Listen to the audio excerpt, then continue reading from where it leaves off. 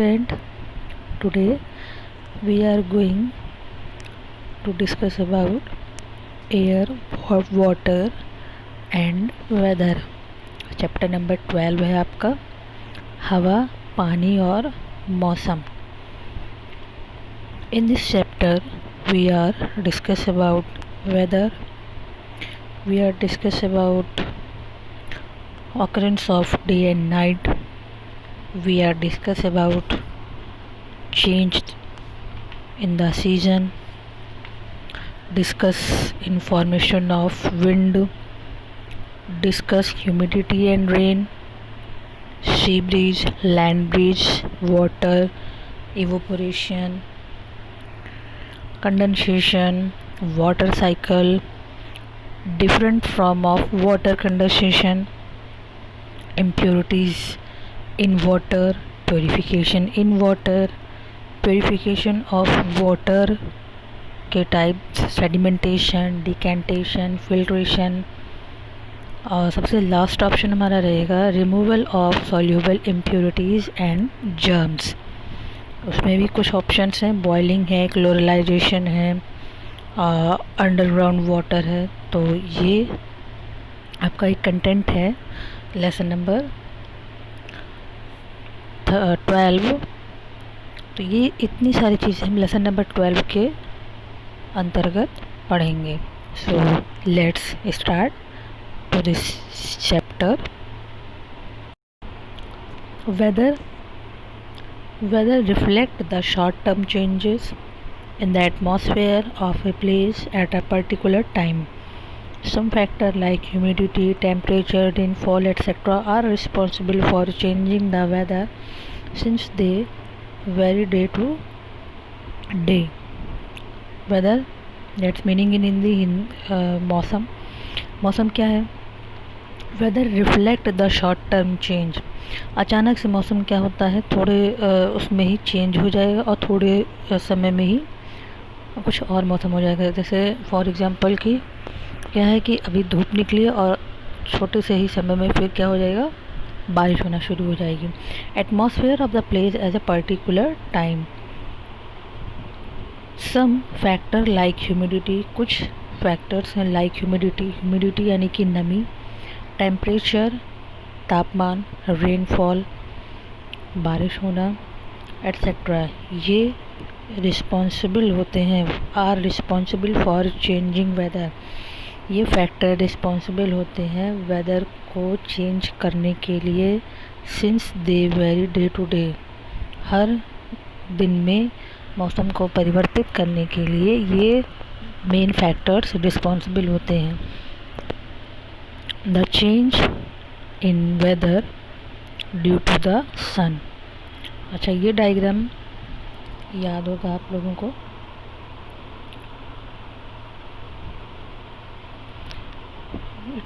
It's called rotation.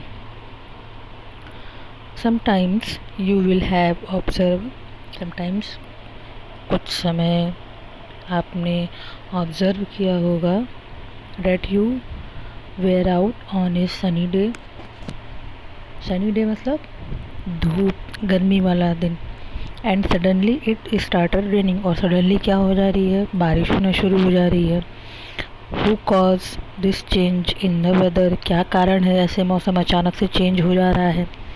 It is the sun which causes change. और main कारण क्या है कि सन है विच, जो कि कॉजेस चेंजेस वेदर, जो कि मौसम के परिवर्तन होने का सबसे मेन कारण क्या है, सन है. We can understand it in the following manner. और हम लोग अंडरस्टैंड कर सकते हैं, समझ सकते हैं.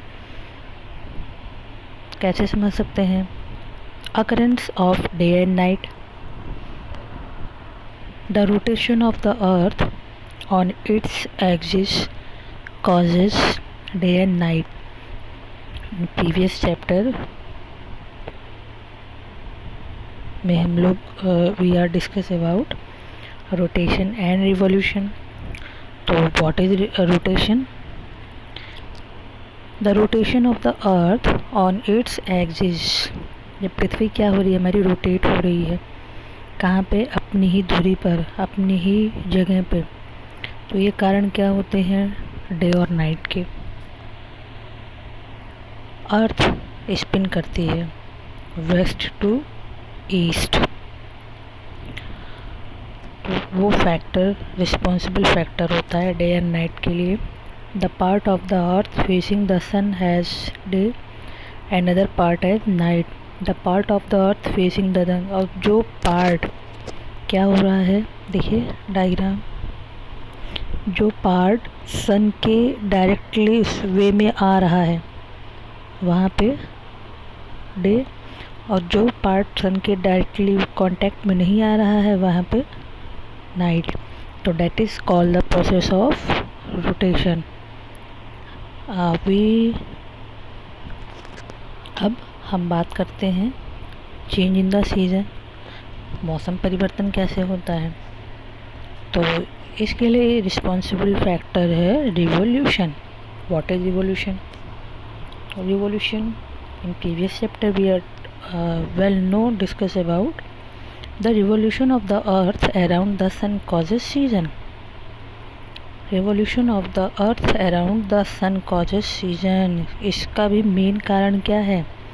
सन है, धुरी पर क्या कर रही है पृथ्वी, उसकी परिक्रमा कर रही है सन की।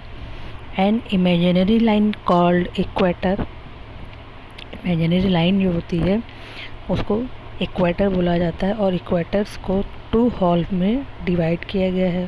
First northern hemisphere, first northern hemisphere and second southern hemisphere. Northern hemisphere में क्या होता है? Summer season. Northern hemisphere summer and southern hemisphere winter season. So that is the reason, the main point of revolution.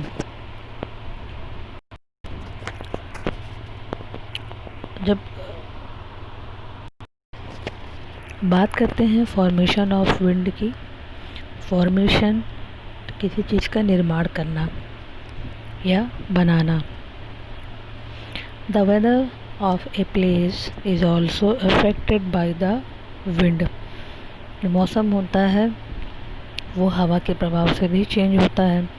Suddenly मौसम परिवर्तित हुआ, change हुआ, sunny day है, तो वहाँ की जो विंड होगी उस एरिया की वो भी क्या होगी? गर्म। और सडनली अगर ज़रा सा भी रेनफॉल का मौसम चेंज हुआ, रेनफॉल जैसा, तो जो जलवायु बहती है, जो वायु बहती है उस टाइम की वायु जो होगी वो ठंडी हो जाएगी। तो सडनली जो मौसम के चेंजेस होते हैं उनमें हवा का भी परिवर्तन होता रहता है। The movement of the wind is affected by the heat of the earth, the movement of the wind affected by the heat of the sun. और हवा का गर्म होना किसके प्रभाव से होता है? सन के प्रभाव से, सूर्य की गर्मी के प्रभाव से। The heat of the sun warm, जब सन क्या है? गर्म है। The ground and the air ever is also get heated, तब हवा क्या हो जाएगी? गर्म हो जाएगी। Warm air becomes lighter and rises upward. The cool air which is heavier moves into take place of warm air. The movement of air gives rise to wind. हवा गर्म है तो वो कैसी हो जाएगी? लाइटर, हल्की, एंड राइजेस अपवर्ड, और ऊपर की ओर क्या करेगी? बहेगी। द कूल एयर, जब हवा ठंडी रहेगी, विच इज़ हैवियर, जो कि क्या रहेगी? हैवी रहेगी। मूव करेगी into take place of the warm air, और उस गर्म जगह पे क्या करेगी? मूव करेगी, बहती रहेगी। The movement of air gives rise to wind, और हवा क्या करेगी? अपने ही उस एरिया में बहना शुरू हो जाएगी। Humidity and rain, the amount of vapour, एक सेकेंड डायग्राम देख लेते हैं थोड़ा सा। Cool surface and warm surface, diagram के थ्रू समझने में थोड़ा सा ईजियर होगा। जब विंड हैवियर वे में आएगी तो वो जो एरिया रहेगा वो एरिया कैसा रहेगा, कूल एरिया। और जब लाइटर वे में आएगी वो एरिया वार्म सरफेस कहलाएगा। ओके, अब हम आगे आते हैं। The amount of water vapour, पानी की जो बूंदें मौजूद रहेंगी हवा में वही ह्यूमिडिटी है, नमी बढ़ाएंगी, जिसको हम कहते हैं कि यार बहुत उमस टाइप की है। The heat of the sun causes evaporation of water from water bodies.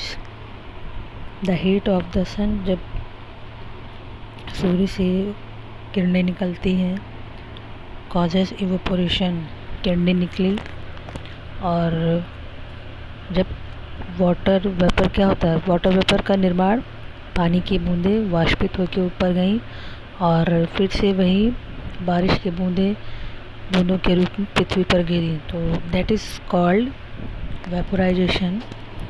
तो जब पानी की बूंदें जब पानी की बूंदें गर्म हुई, कॉजेज इवोपोरेशन, ये कारण किसका हुआ, इवोपोरेशन का, of water from water bodies. If air at a places has a lot of water vapour, तो उस जगह पे भाई नमी रहेगी, गर्मी जब ज़्यादा रहेगा तो वाटर, उस जगह पे वाटर की जो बूंदें रहेंगी, पानी की बूंदें क्या रहेंगी, has a lot of water vapour, बहुत सारी मात्रा में पानी की बूंदें रहेंगी, वाष्पित हो जाएंगी। फॉर एग्ज़ाम्पल, बॉयल मिल्क है और उस पर ढक्कन रख दिया जाए और थोड़ी देर बाद हम देखते हैं तो उसमें बहुत सारे पानी के बूंदों के रूप में उसका अपना एरिया क्या कर लेती है, कवर कर लेती है। क्यों? क्योंकि उसको हीट मिल रही है, अंदर से गर्मी मिल रही है, भाई दूध गर्म है। तो ऐसे ही सूर्य गर्म रहता है और उसकी किरणों से ही पानी क्या होती है, पानी अब बूंदों के रूप में वाष्पित होते रहते हैं। It is means the weather is humid, और हम ये कह सकते हैं कि मौसम कैसा है, नमी वाला है। If the air has very little water vapour, अगर बहुत कम मात्रा में वाटर वेपर है तो that is means weather at a place a dry, तो वहाँ का प्लेस कैसा होगा, सूखा होगा, ड्राई होगा। Water vapour rise and from cloud, water vapour rise and from clouds, when clouds become too heavy, जब बादल क्या होंगे, हैवी होंगे, then they fall as a rain, और फिर वो क्या होंगे, बारिश के रूप में पृथ्वी पर गिरेंगी बूंदें उनकी। Water vapour falls a snow when the atmosphere extremely cold, और जब पृथ्वी पर क्या होंगी, बर्फ़ गिरेंगी वाटर वेपर के रूप में, बारिश के रूप में, तो वहाँ का एनवायरनमेंट एक्सट्रीमली कोल्ड हो जाएगा, बहुत ठंडा हो जाएगा।